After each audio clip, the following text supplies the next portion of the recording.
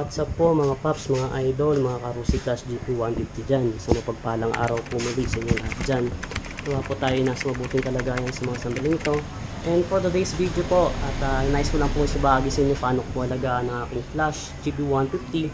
So 4 years na siya at tinakbo niya ng odometer ay nasa 77, so let me check, 77,855,000 kilometers na po. So for today's video po, nais ko po ibahagi sa inyo paano ko po pinapalitan ng aking brake pad. So kung nyo mapapansin, napakanipis na po niya. Ayan, at naging yung unahan din niya, napakanipis na. So kailangan ko na siyang palitan. At pag nagpapalit po ako niya, inililinis ko rin po yung kanyang caliper para po maging maayos at hindi po sumablay o magkaroon na po ng stock up. So every time na nagpapalit ako, ay nililinis ko yan. So ang aking pinapalit po dyan, sa likuran ko po ay yung pang, yan, pang Raider 150 o kaya Shogun na brake pad. So ceramic yung nilalagay ko sa likod. Kung yung makikita, ceramic yan. At yung harapan naman po pang XRM nyo o kaya Honda 125 na brake caliper. So most average po nasa 25,000 kilometers kada magpalit ako ng aking brake pad. So far so good.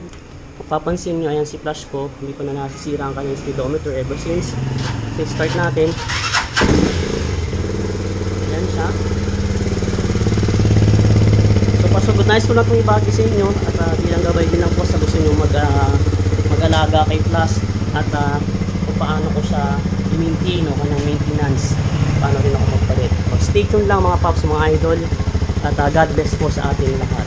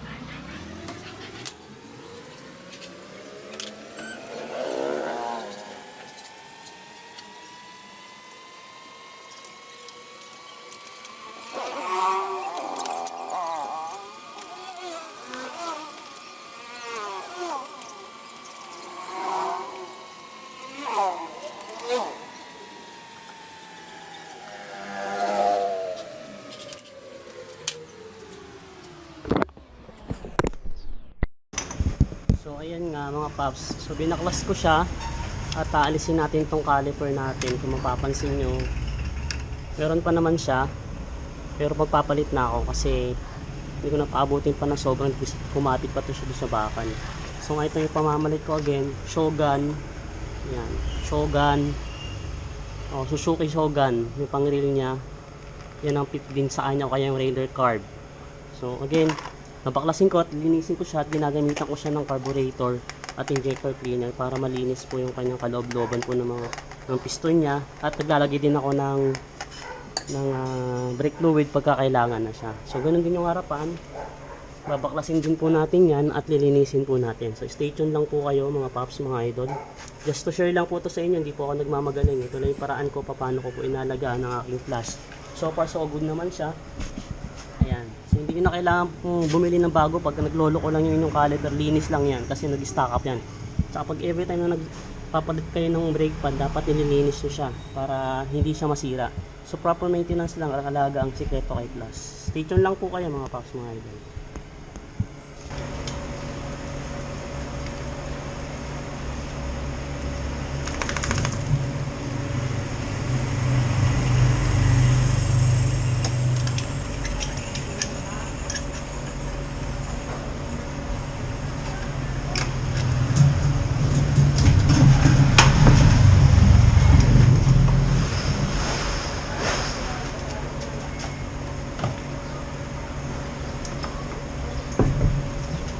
gamitan nyo rin siya ng WD-40 para lumuwag po yung mga pagkatornilyo po niya. So maglagay din kayo ng basahan para hindi matuluan po yung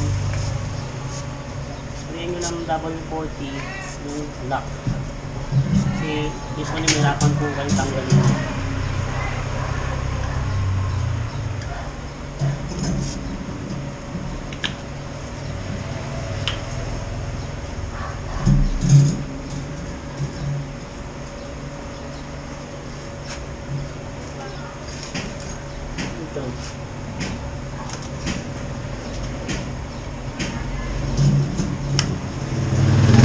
Tanggalin pagka nilagay nyo ng W40. So yung natatanggalin nyo yung pinaka-lock lang. Saka nyo gagamitan ng Allen wrench. So ilapit natin para makita ninyo.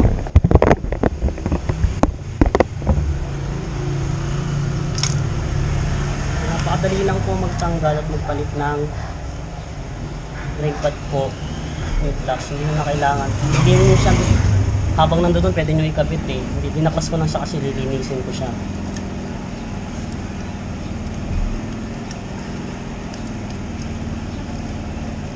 So ganito ang routine ko pagka nagpapalit ako ng brake pad.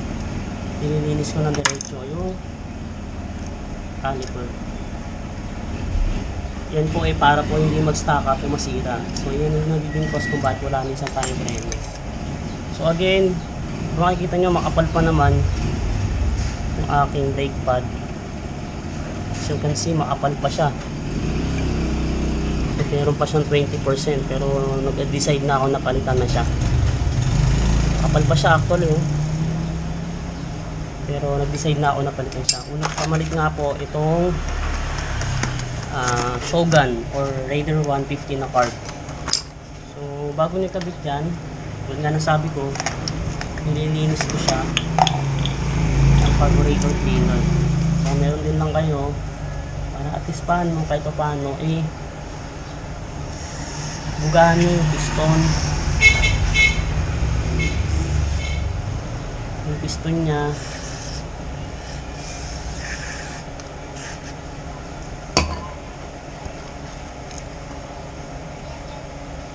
Tapos ipam ganyan para umangat yung piston at bugahan nyo pa rin yung gilid nya.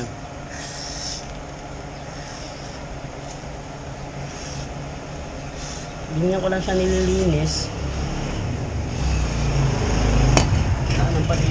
Anong paglilinis kung lilinisin mo lang yung kanyang piston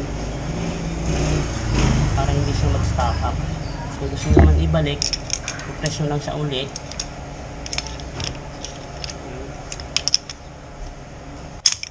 Para bumalik.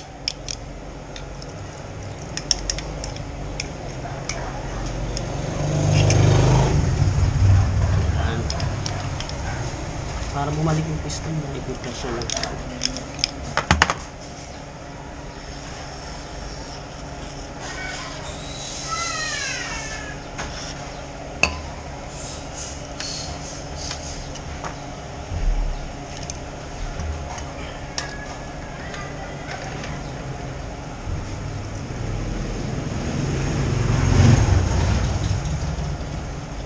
Again, ito yung ginamit ko. Ayan.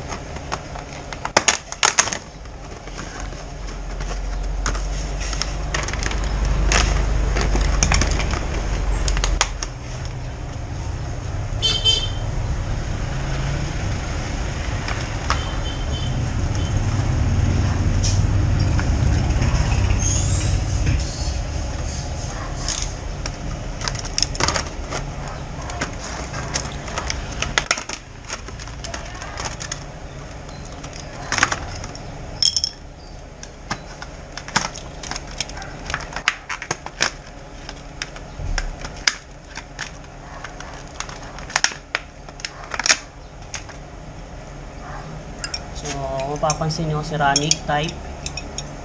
Ayan, ito yung pinagpalitan. Mapapansin nyo, ayan. Picture natin. So, again, ayan po, pinalit ko. Pang Shogun. Balik na natin siya.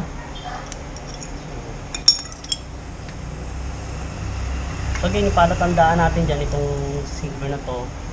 Pag tumapat na doon yung kanyang manipis na siya. Imagine niyo kung gaano kanipis yung luma. Ayan. Ito yung bago. So, alaga lang po ang sikreto.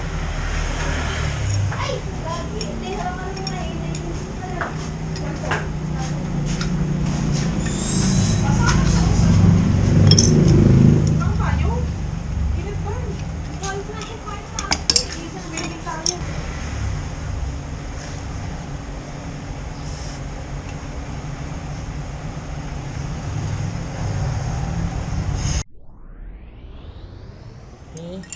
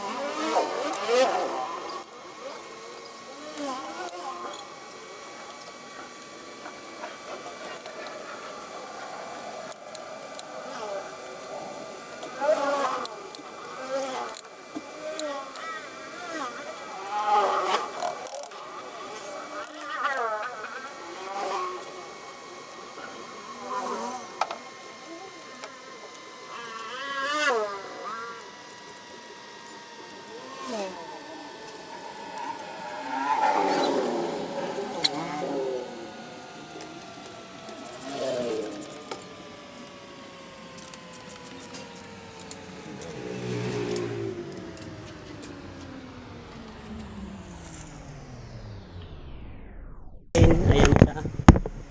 Kung makikita nyo at kung maliwanag man sa tingin nyo dyan, ayan na siya.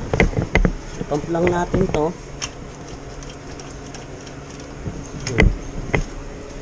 So, ayan na siya. Palitan ko na yung likuran. So, naka-ceramic na ako dyan. At yung harapan naman din.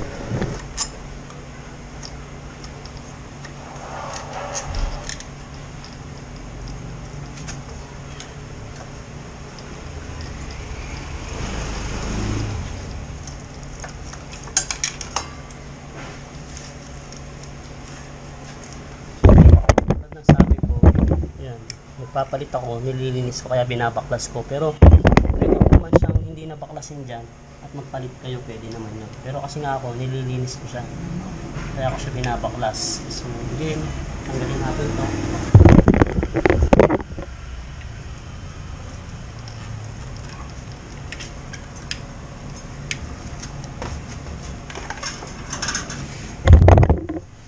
Again, tanggalin ito.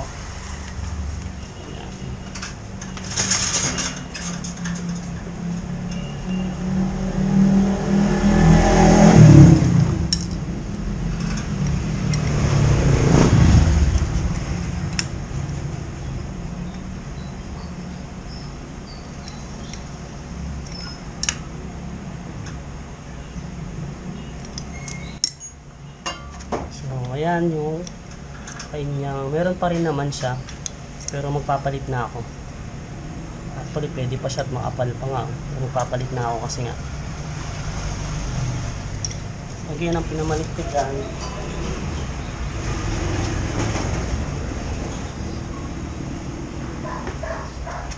itong, yan, Honda Wave or XRM. Okay? 125. Ano pwedeng pamalit natin dyan. Kaya, yung sabi ko, binabaklas ko siya para linisin. Tingnan nyo kung gaano siya karumi sa loob ng kanyang piston. Laking factor yan pagka hindi nyo nililinis yan. Ito siyang mag-start up. Linisin lang natin siya. Pwede yung basahan sa mga pwede siyang magtuluan ng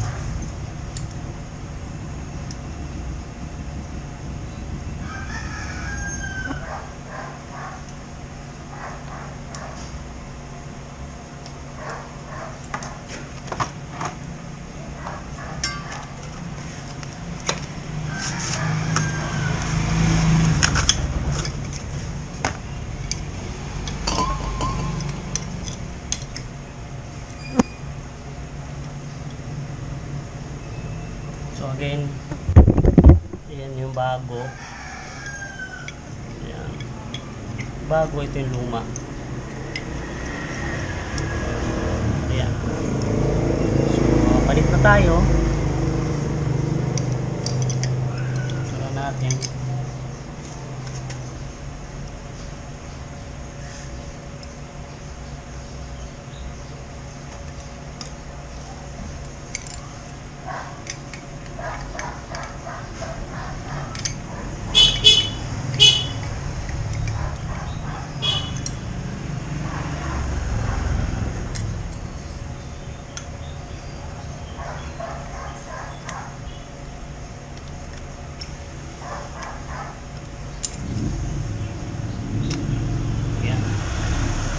Then, ipalit na natin yung kanyang lock.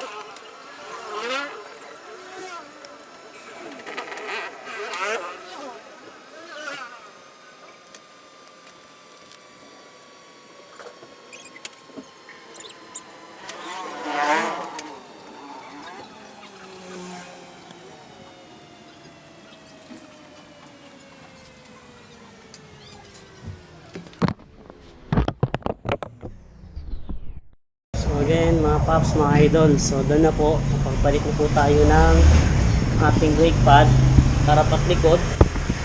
Hindi pa naman siya ganun kaputput, pero nagpalit na rin ako. Ayan.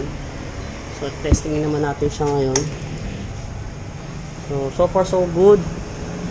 Open 4 years na siya at 77,855,000 kilometers ng kanyang odometer.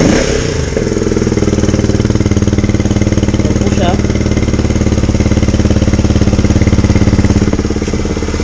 Mapapansin ninyo, buka natin i-cambio.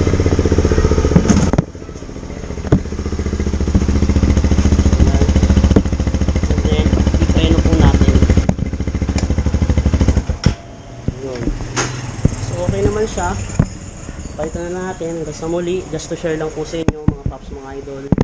At kung bago ka pa lang sa channel to, huwag mo kalimutan mo subscribe, pindutin yung notification bell, at i-like mo na rin ang video at i-share. So, muli po, sa mga paps, mga idol, hanggang sa muli sa pag-aalaga natin kay Plus. Sulit si Plus, basta alagaan nyo lang. At God bless you all, mga paps, mga idol.